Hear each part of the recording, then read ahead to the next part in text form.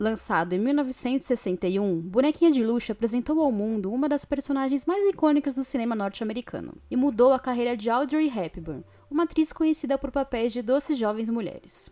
Porém, antes do livro se tornar filme, a personagem Holly já havia encantado o público na novela homônima escrita pelo romancista e roteirista Truman Capote. Originalmente vendida para a revista Harper's Bazaar por $2.000, a história estava planejada para ser publicada na edição de julho de 1958, acompanhada de uma série de montagens fotográficas de David Etch.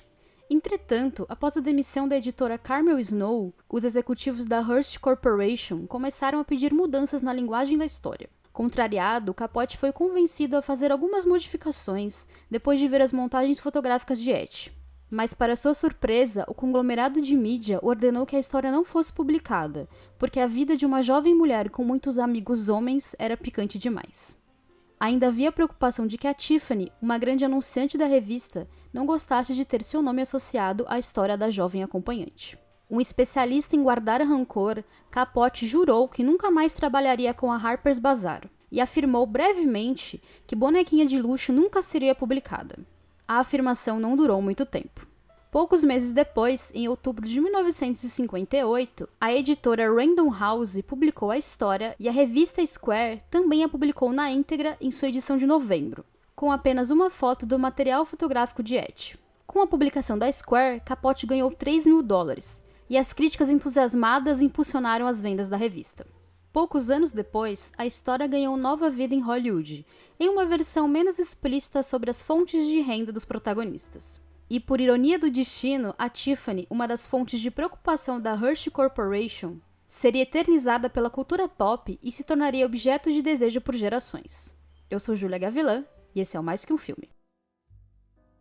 Truman Capote era conhecido por ser um escritor preciso e perfeccionista que planejava de antemão cada história que contaria.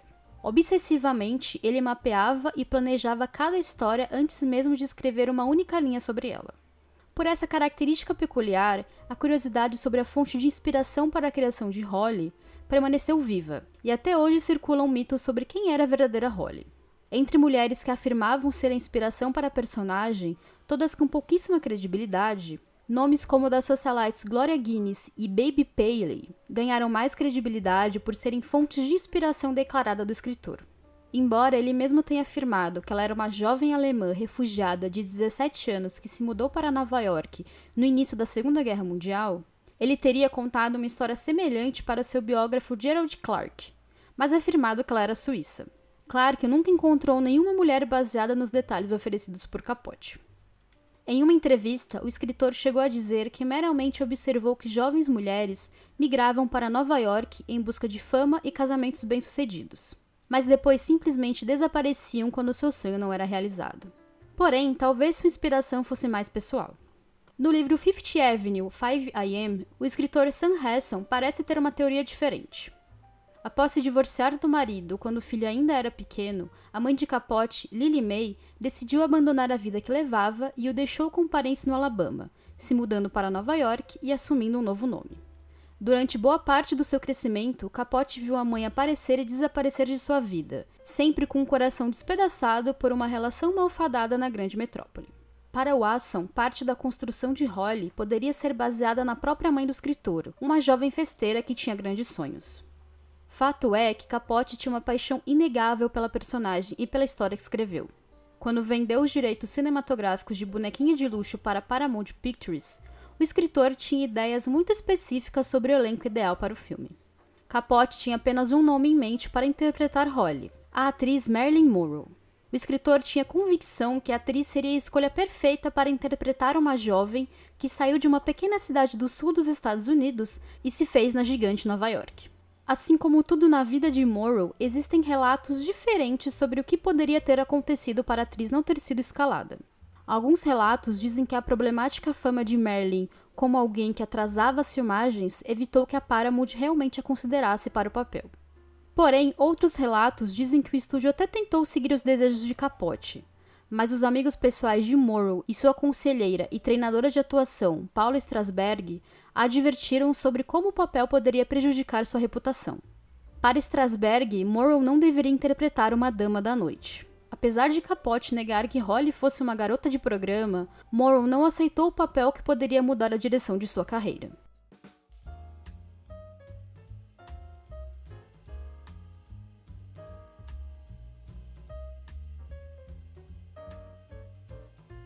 Depois de muitas deliberações sobre o roteiro escrito por George Axelrod e doses de convencimento, Audrey Hepburn foi escolhida e aceitou o convite para estrelar a produção dirigida por Blake Edwards, que assumiu o papel depois que os produtores Martin Jurrow e Richard Shepard temeram que o cineasta John Frankenheimer tornasse o filme muito sombrio.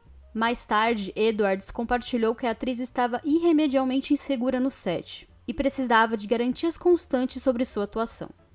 A própria Hepburn reconhecia a dificuldade do papel, já que não era fácil interpretar uma pessoa extrovertida sendo introvertida. Assistindo ao filme, é difícil imaginar que a atriz tenha sofrido para encontrar o tom ideal para a personagem, especialmente pela qualidade atemporal que acabaria sendo atribuído ao filme, como um marco importante para as mulheres durante a segunda onda do feminismo nos Estados Unidos. Aos 32 anos, Hepburn estava pronta para assumir papéis adultos e sair da sua zona de conforto. Apesar da aversão declarada de Capote à escolha da atriz, o papel redefiniu a carreira e a imagem de Hepburn e ajudou a inaugurar a era das mulheres solteiras que buscavam ascensão profissional e experiências sexuais.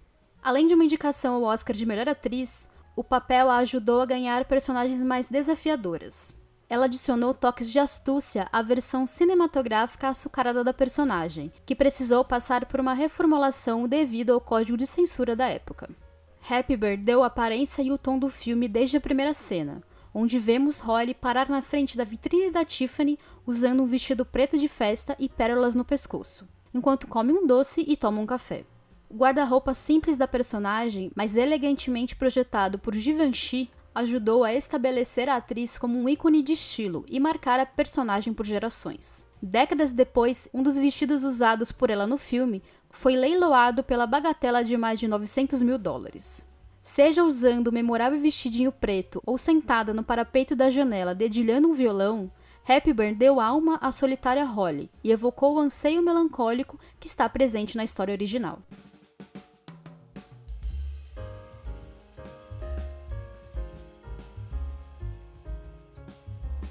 Para evitar a censura e também por uma escolha narrativa, uma série de modificações foram feitas no processo de adaptação. No fim, o roteiro de Axelrod é descrito apenas como vagamente baseado no livro de Capote. A linguagem do escritor precisou ser atenuada para a história se tornar mais leve, mas algumas dicas dos elementos originais ainda podem ser encontrados no filme. Embora a versão cinematográfica de Bonequinha de Luxo nunca afirme categoricamente como Holly e Paul ganham dinheiro, fica implícito que a protagonista está oferecendo companhia platônica a homens, ou no máximo sendo uma cortesã.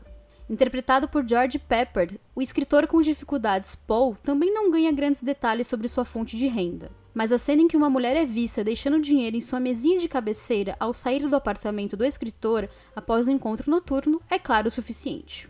Acostumados com seus papéis sociais, mas ainda em busca de afirmação, Holly e Paul ganharam um final feliz romântico mais convencional para o paladar hollywoodiano do que o final aberto e nada romantizado de Capote. Com experiência em Hollywood, Axelrod conseguiu driblar os censores que avaliaram o roteiro do filme, introduzindo cenas de sexo de Paul que ele nunca teve a intenção de manter no filme. Corretamente, ele imaginou que o censor se concentraria em encontrar problemas em Paul pelo seu histórico libertino e não prestaria atenção em Holly.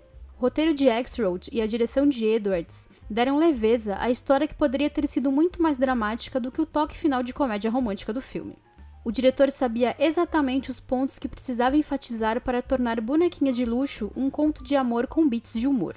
Alinhados sobre o filme que queriam fazer, a produção não passou por grandes dificuldades no período das filmagens. Com exceção das cenas da saída de incêndio e a sequência final da chuva no beco, a maioria das cenas externas foram filmadas na cidade de Nova York. Edwards filmou todas as cenas internas no estúdio da Paramount Pictures em Hollywood.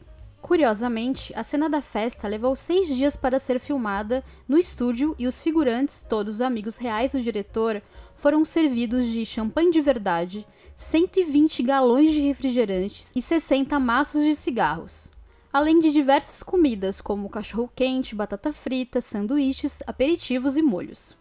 Já os momentos dentro da Tiffany foram filmados dentro da loja, que abriu suas portas em um domingo pela primeira vez desde o século XIX para que elas pudessem acontecer. Em entrevista concedida para o DVD de 45 anos do lançamento do filme, Edwards contou que a sequência inicial da vitrine da joalheria foi feita rapidamente, porque a avenida da loja teve uma inesperada calmaria no momento das filmagens. Hoje em dia, muito se discute sobre a problemática representação asiática presente no filme, e longe de ignorar o absurdo retrato, é importante contextualizar sua existência. Interpretado pelo ator Mickey Rooney, um homem caucasiano nascido no Brooklyn, o personagem Yunioshi carrega todo o preconceito de anos de representações racistas, além da herança do cinema propagandista feito durante a Segunda Guerra Mundial. No lançamento do DVD de aniversário de 45 anos do filme, o produtor Richard Shepard pediu desculpas pelo personagem, afirmando que queria ser capaz de mudá-lo. Edwards também mostrou arrependimento e disse que gostaria de nunca ter feito isso. Já Rooney afirmou que ficou de coração partido com as críticas e que nunca recebeu nenhuma reclamação sobre a medonha yellow face do personagem, a maquiagem usada por artistas brancos para representar personagens do leste asiático. Quando analisamos representações racistas em filmes antigos, é sempre importante contextualizar a sociedade da época, mas evitar e ignorar quão problemáticas elas são. Yunioshi é um exemplo perfeito para entendermos como essas representações racistas devem ser combatidas na arte e na vida.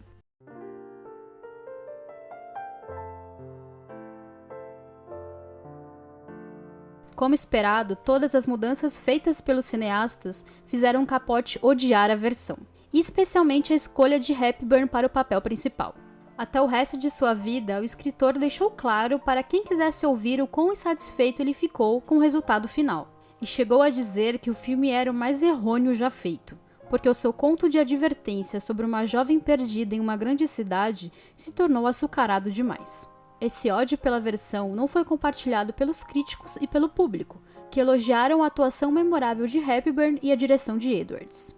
Bonequinha de Luxo estreou nos cinemas em 5 de outubro de 1961 e arrecadou 14 milhões de dólares com um orçamento de 2 milhões e meio.